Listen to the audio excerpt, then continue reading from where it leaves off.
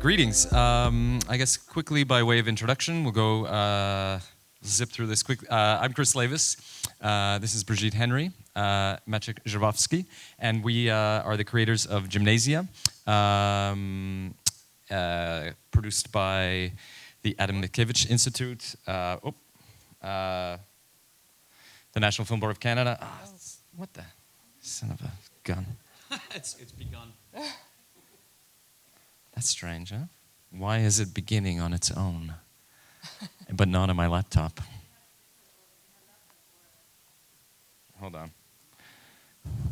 It's a disaster already. Okay, I'll let Maciej tell a joke while we figure this out. Oh, jeez. No. Guys, is there a way of...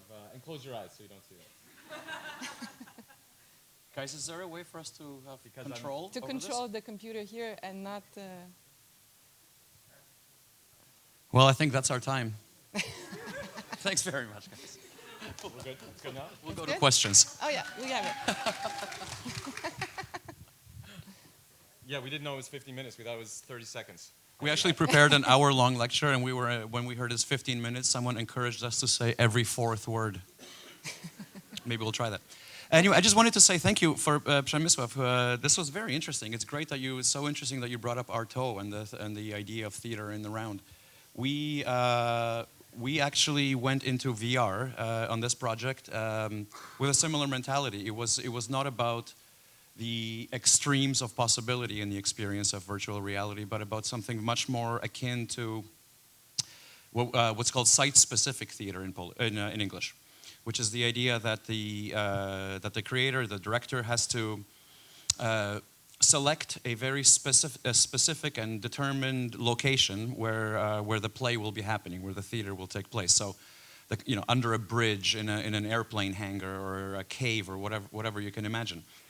And the wisdom in doing that kind of theater, or at least the wisdom you should, you can ignore it at your own risk, but it sounded to us like a very smart anecdote that when you have chosen this place, you have chosen it for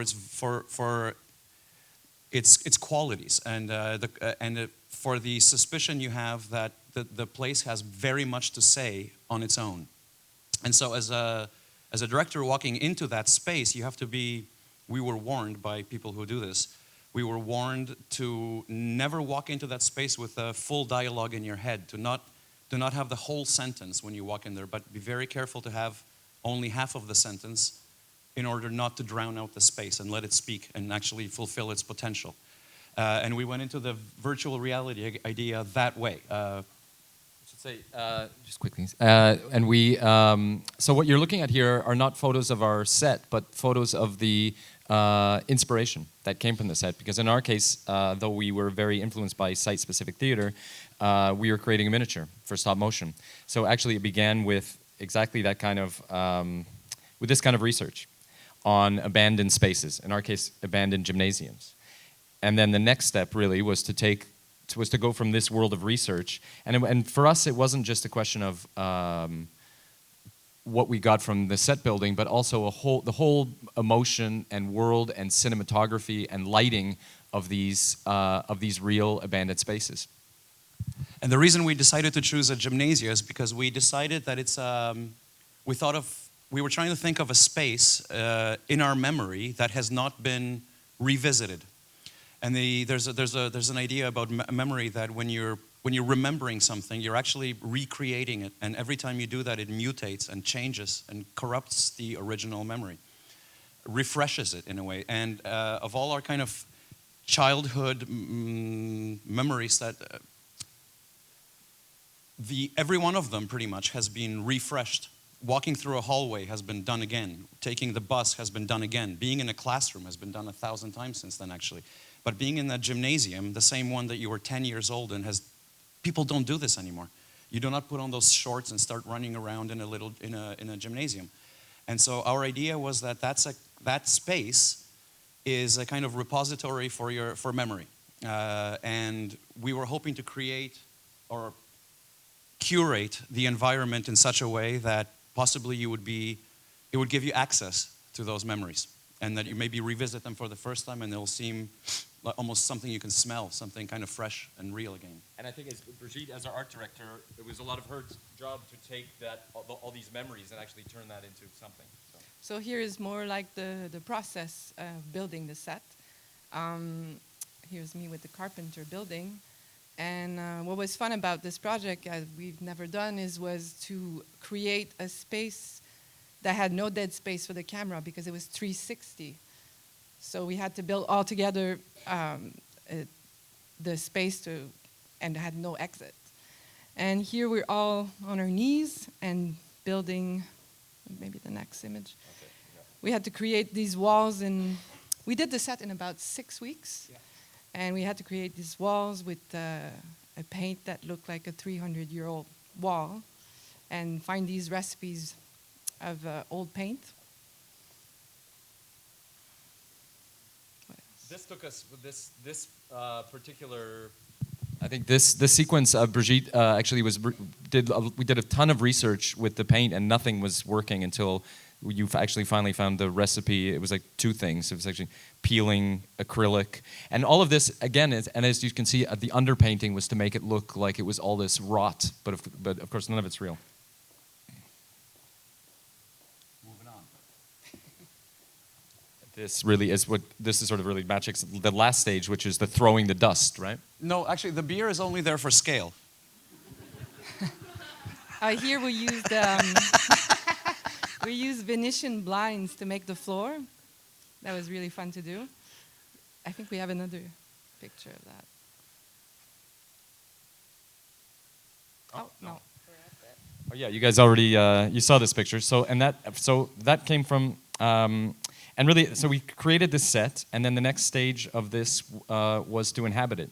And for us, one of the original experiments was to put you in a space at scale with a puppet. And it was really to see a lot of the vocabulary of a lot of the Felix and Paul experiences.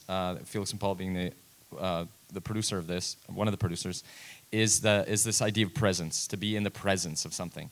And so for us, that was this little puppet. And it began, as most of our work does. Of course, there was the Cantor dead class inspiration. But for us, sometimes it also comes down to a kind of just Googling until we get the right image to inspire the puppet. And this is just a kid we found, like I think it was like Google kids in school uniforms, and we were just looking for just the right naive kind of dummy. But a good boy. Yes, exactly. And you can see how when we do our research, like again, even with the from the abandoned gymnasiums to this, we tend to be really stuck to it. So if you look, even the way the boy is, not just his uniform, but the way he's standing, the awkward way he's holding his finger. You notice there's a little thing that says Band-Aid there. And if you look at the actual puppet, yeah, it's very much the same. With the Band-Aid. With the Band-Aid, yes, exactly. Okay, so this is once the boy's been set up. Our friends with at Felix and Paul in Montreal, who are the VR sort of masters of on our team, they did something really cool. They actually went and hacked into DragonFrame Assist program, and they rewrote it from the inside so that it could work with stereoscopic VR. And of course, so normally when you have a camera and you'll go into your set and you'll move your puppet and then you'll step out of the shot and take your picture. Here in a 360 environment, the camera did something like this, which meant that we had to move our puppet and then exit the room, close the fake door, and go to another room. Yeah, you have to get the hell out every frame, otherwise you're in the experience. Of course, this is in fast motion here, but this is what was being done. Left eye, right eye. Next field, left eye, right eye. So we actually had the ability to shoot at an incredibly high DPI because we were shooting with a singular eye and a singular lens. So it was always the same in both eyes. And the idea with the interocular of the little camera that was filming it is that the eyes are exactly as spaced apart as the puppet. and at that height. So what it managed to create is the idea of actually shrinking you. When you put on the goggles and you're in that set, you are inside of our doll set as one of our dolls, and that's kind of a fantastic thing to experience. We found it actually. Well, it makes you so crazy. You can see this was not on purpose. I dressed like the puppet when this photo was being taken. It was not on purpose, but I'm in exactly the same outfit as the puppet. And it also shows the kind of, it got a little crazy in our studio while we were shooting this, because the other thing about this kind of, for those of you who are interested in the stop motion, because there's a possibility that you're staring at the boy in the experience for, I think, 2.5 minutes, it meant we had to animate a 2.5 minute uncut sequence of him being alive. So that's 3 months of just animating him one shot. And at some point, we didn't have the budget or time to go back. We just had to keep plowing ahead, and one mistake, and we're completely screwed. Yeah. But what it did, the idea of being shrunk to that size and looking out of eyes that are this far apart, created an impossible to reproduce intimacy with a puppet, which is something that for some reason obsesses us. But it gave you a nervous reaction to be looked at and being sharing a space with a puppet that you don't get from an actor looking into the camera while watching a film. It created something very that goes straight to the central nervous system, which was great potential. And actually, Brigitte was the model for this character, because we shot a video. I should have brought that, but it would have been embarrassing. Are we out of time, by the way? 3 minutes. Look. Oh, okay. Okay, so so we'd also have to do these little tests. So this is a little test of those of you who haven't seen the experience. This is a little test of the teacher coming in, and we do these because once we were in the set, there was no turning back. So every shot has one of these little kind of test moments. Now I'm going to skip ahead to something kind of interesting. So Brigitte was actually the video animatics. We'd shoot her pretending to come in. You can do it. You don't want to do a demonstration, but and then that included even part of the thing is because one of the themes of this experience is childhood. And so what is also interesting is the three of us each have children, which is one of the also practical ways our studio works, because anyone can take a sick day off. But also it means that as our video reference, we actually got to put this childhood that was happening in front of us into it. So the video reference for the shadows of the experience is actually this. And you can see it goes from this, going to the basketball court, and then translating that, and then translating that into the actual shadows in the experience. Okay. And we have maybe hold on. No, we keep going. We got 2 minutes. We're going to keep going. And so that sort of all results in, it all comes together to this. And also, I guess, as going on the same point. And for having been invited here by the Adam Mickiewicz Institute this time around, we built an installation for the thing. I invite you to see it. It's downstairs in the TR Warszawa.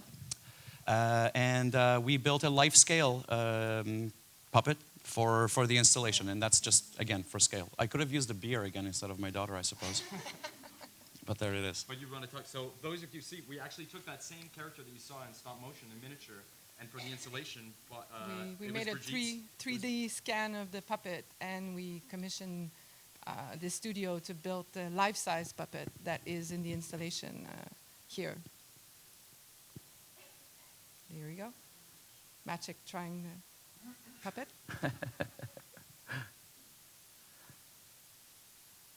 I fast forward?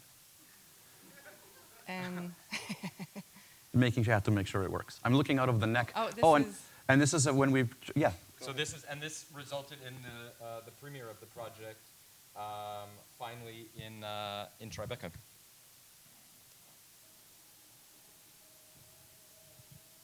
Now this was like, listen, we couldn't stop laughing. We brought this, like, this was our premiere at a technological fair in New York City. All right, not a cinema thing, but tech, like hardcore tech. And our actress, dressed as the puppet, went out into the audience, and you realize what's happening. Like, she's in a box and she's walking, right? And the wheels are moving and she's moving. Okay, all of the tech heads were coming up to us asking how we built this amazing robot. And we couldn't believe it. It's like, dude, it's Flintstones technology. But like that's the thing. we're using Flintstones technology. Come on. Yeah, exactly. Bring Flintstones technology to the most high digital things, and they'll always think you were smarter and had more money. They'll think you're the greatest robotics expert on earth. I encourage this. Anyway, we are totally out of time. 8 seconds. So we got to the end of it, guys. Thank you. We'll be around, of course. Please, if you have any more curiosity, just attack us. That's why we're here. That's why we're here. And yes, thank you so much. Thanks very much. Thank you.